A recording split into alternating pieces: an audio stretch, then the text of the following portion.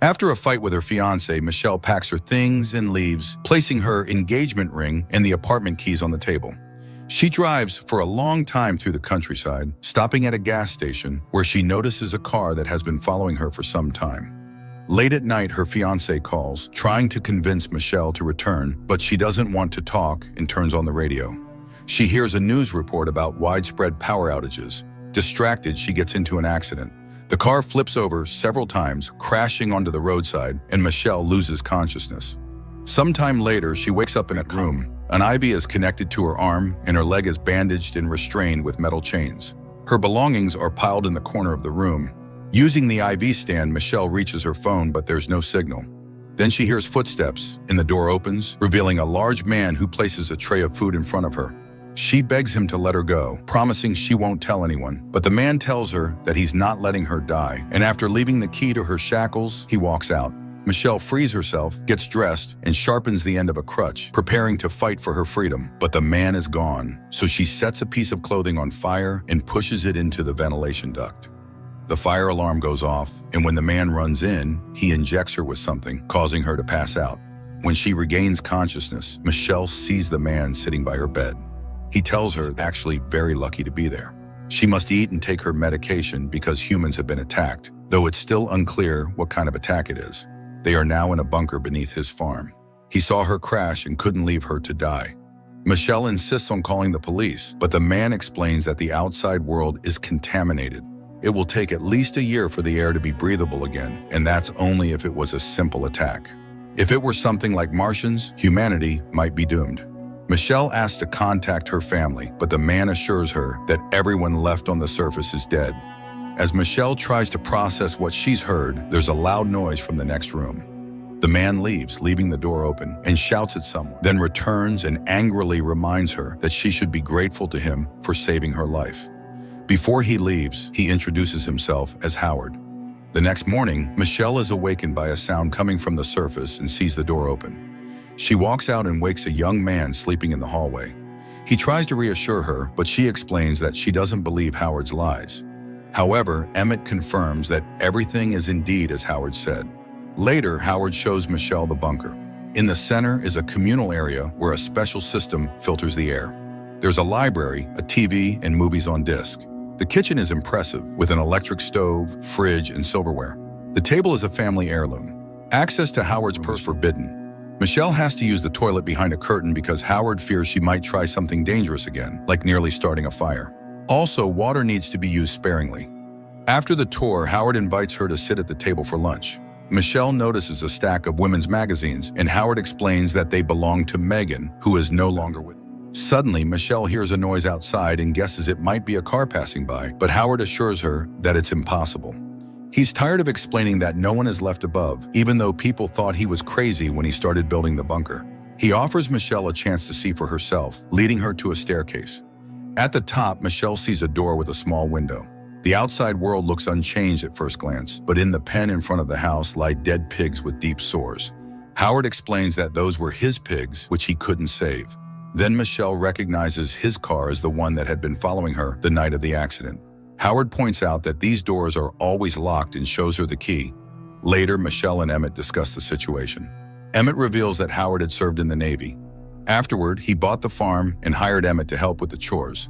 Howard is obsessed with conspiracy theories, which is why he built the bunker.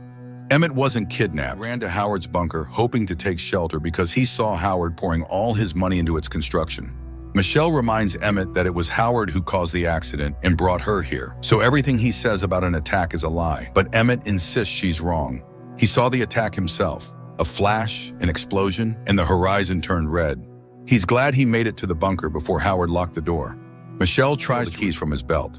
Howard notices her strange behavior and realizes the keys are missing. But before he can react, a noise from above distracts him and Michelle hits him over the head with a bottle, running for the bunker exit. Emmett shouts after her to stop, but Michelle reaches the door and slips into the airlock just before Howard can catch up. Michelle sees a car approaching the farm. She screams, trying to get the driver's attention, but a woman suffering from a severe skin infection runs to the window, desperately begging to be let into the bunker. Howard forbids Michelle from helping the woman, saying it's too late to save her. Realizing that some sort of attack has indeed happened, Michelle returns to the bunker. Later, Howard admits that he caused Michelle's accident, but it was this accident that saved her life. Howard lends her some of Megan's clothes and sends her since she was near the door. He reveals that he recognized the infected woman as his former neighbor. Since most people knew about his bunker, others may come here too. Howard demands that Michelle stitch up the wound she caused and starts telling funny stories from his time in the Navy. Michelle begins stitching up Howard's wound as he continues to share stories, praising her for her efforts. Later, he brings a box containing her belongings from the car and asks her about her life. Michelle admits that she had dreamed of becoming a fashion designer. Howard in turn shares that his daughter Megan had wanted to be an artist. He shows Michelle a picture of Megan, a young girl, and laments that after his divorce, Megan's mother turned her against him and took her to Chicago. Howard expresses frustration. People don't care about their safety, but at least he tried to protect them. Later, Emmett comforts Michelle, telling her she couldn't have saved the woman outside even if they had let her in. She would have died anyway. They reminisce about their past lives. Emmett, who had been awarded a scholarship to a polytechnic school, admits he got scared and never left for it. Michelle, meanwhile, reveals how her father used to beat her, leaving her terrified confrontation throughout her life. Emmett reminds her that, despite everything, they're the lucky ones. They survived. Over the next few days, the three of them begin to coexist somewhat peacefully. They play games, prepare meals together, and make small attempts to adjust to their new lives. One day, a loud noise echoes from above. Howard suggests that it's not Earth's military. The flashes they saw earlier were just the first phase. Now, the second phase, clearing out the territories, has begun, likely by alien forces. Suddenly, the air filtration system fails. Howard asks Michelle to climb through the ventilation shaft to the system, as she's the only one small enough to fit.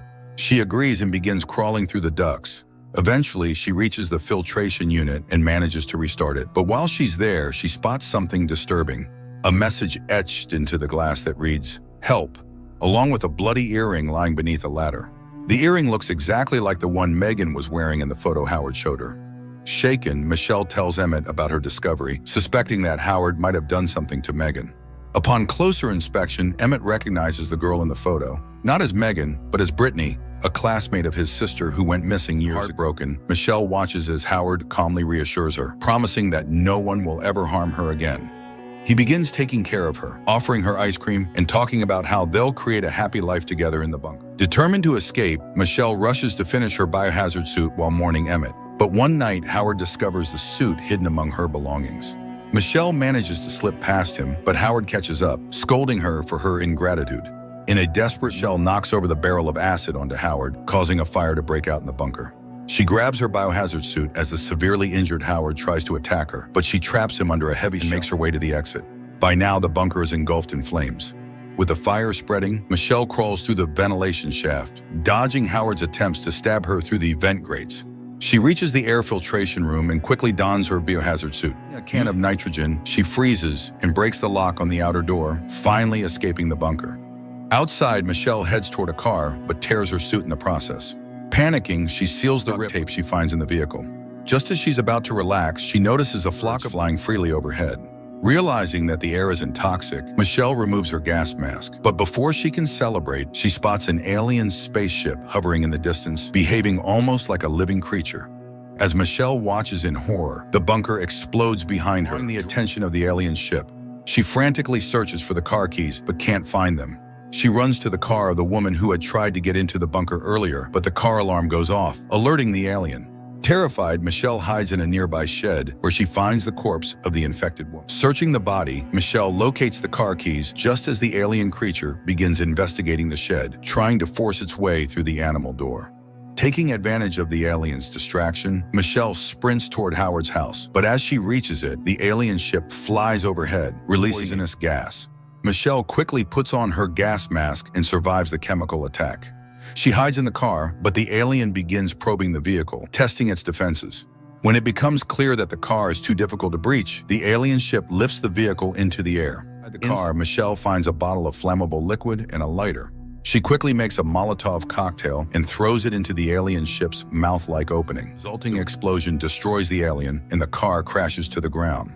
Michelle survives the fall, climbs out of the wrecked vehicle, and drives away in the woman's car. Driving, she tunes the radio and hears news reports of humanity's victories over the alien invaders. There are instructions for survivors to evacuate and a call for those with medical training or combat experience to head to Houston. As Michelle's skillful execution is undeniable, the script draws you in gradually, raising unsettling questions about who can truly be trusted